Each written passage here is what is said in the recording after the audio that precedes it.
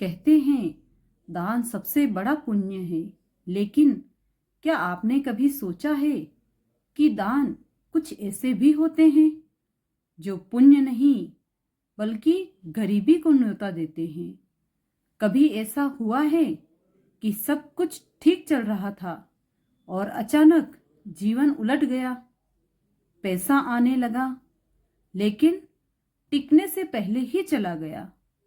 अगर हाँ, तो यह कहानी आपके लिए है, क्योंकि इसमें छिपा है वह रहस्य जिसे अधूरा सुनना लक्ष्मी माता का अपमान माना जाता है। नमस्कार दोस्तों, आज की कहानी इसी बारे में है। बहुत समय पहले की बात है। एक छोटे से नगर में कमला नाम की स्त्री रहती थी। मेहनती, धार्मिक और दयालु। कमला रोज सुबह मंदिर जाती, दान देती, जरूरतमंदों की मदद करती। फिर भी उसके घर में धन नहीं टिकता था। जितना आता उससे अधिक खर्च हो जाता। बीमारी, तनाव, झगड़े और अंत में कर्ज। एक रात कमला ने रोते हुए कहा, हे लक्ष्मी माता, अगर मैंने कोई भूल की है तो मुझे सजा मत दीजिए, बस मुझे ज्ञान दे दीजिए। अगले दिन वह नदी किनारे बने पुराने मंदिर में पहुंची। वहां पर एक साधु ध्यान में बैठे थे। तेजस्वी आंखें, मुख पर शांति। साधु ने बिना देखे कहा, बेटी, तेरी समस्या मेहनत की नहीं, अज्ञान की है। कमला चौंक गई। उसने रोते हुए कहा, मैं दान करती हूँ, पूजा करती हूँ, फिर भी गरीब क्यों? साधु बोले, हर वस्तु दान योग्य नहीं होती। कुछ वस्तुएं घर की लक्ष्मी होती है। उन्हें देना लक्ष्मी को विदा करना होता है। उनमें से कुछ चीजें हैं। पहला, पुरानी झाड़ू। झाड़ू सिर्फ सफाई नहीं, धन प्रवाह का द्वार है। झाड़ू देना लक्ष्मी को दूसरे घर भेजना है। दूसरी वस्तु, नमक।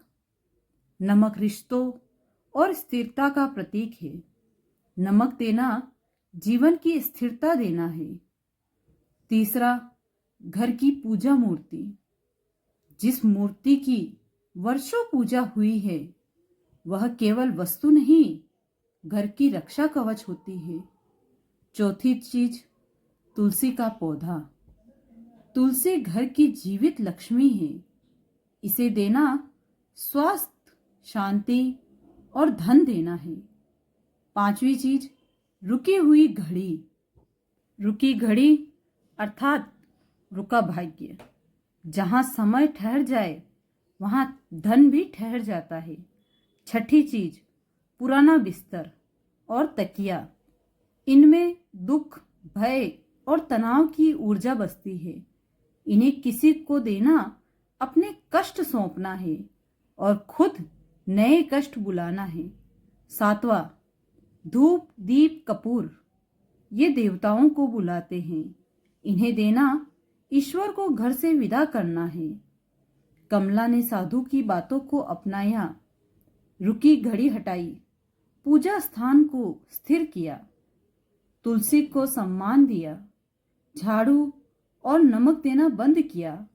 कुछ ही महीनों में उसके जीवन में शांति लौटी। धन टिकने लगा, अवसर मिलने लगे। कमला की आंखों में अब डर नहीं, विश्वास था। दान करो, लेकिन समझ के साथ, क्योंकि अज्ञान में किया गया पुण्य भी कभी कभी लक्ष्मी को रुठा देता है। दोस्तों, अगर इस कहानी में आपको अपनी जिंदगी की झलक दिखी हो तो इसे हल्के में मत लीजिए। कमेंट में लिखिए, जय लक्ष्मी माता।